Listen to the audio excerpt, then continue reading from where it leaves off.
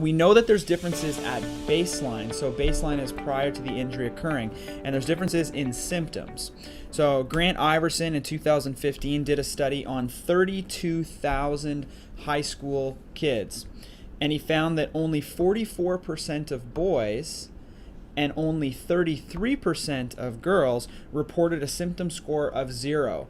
So 77% of girls report at least one symptom at baseline, whereas only 66% of boys report at least one symptom at baseline. So far you have more girls reporting symptoms at baseline. The average symptom score for high school boys was 4.5 out of 132. 132 is the max score you could get on the SCAT-5 symptom score. The average symptom score for girls was 6.5. So there's already a significant difference between boys and girls just in terms of their pre-injury status. Now this is going to become important when we're talking about post-injury care. And this is pretty consistent throughout the literature. It seems that certain symptom clusters and only certain ages actually have these differences.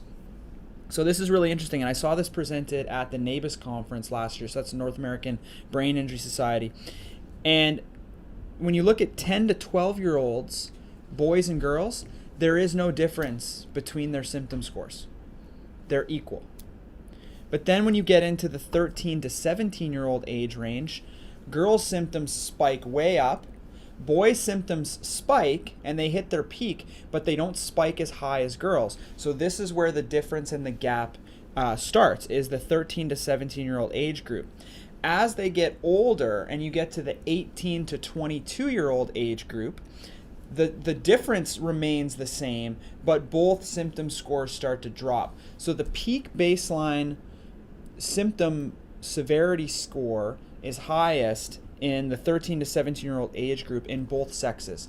However, that's where the gap starts.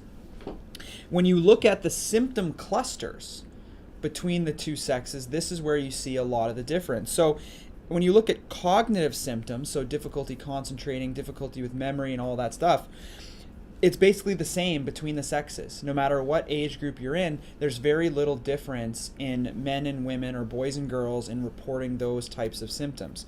But when you look at the emotional symptom cluster, such as sadness, anxiety, more emotional, that symptom cluster has the huge gap in it.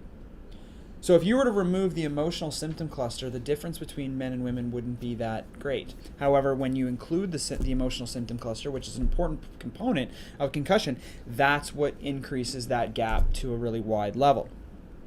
The girls are also higher on physical symptoms, so headaches and dizziness, but it's not as wide of a gap as emotional. So we have differences. Now when we look at baseline in terms of cognitive and physical scores, so if we were to actually test people on their balance, their memory, their concentration, their reaction time, all of these things, girls tend to do better on these tests than boys. This study here from Combs in 2019, brand new publication that looked at NCAA Division I athletes, and they found that females reported a higher symptom score at baseline. However, they performed significantly better on the standard assessment of concussion, which is the SAC, which is your memory, concentration, delayed recall components of the SCAT. They performed better on balance, the balance error scoring system, and they also performed better on cognitive testing that was done through CNS vital signs.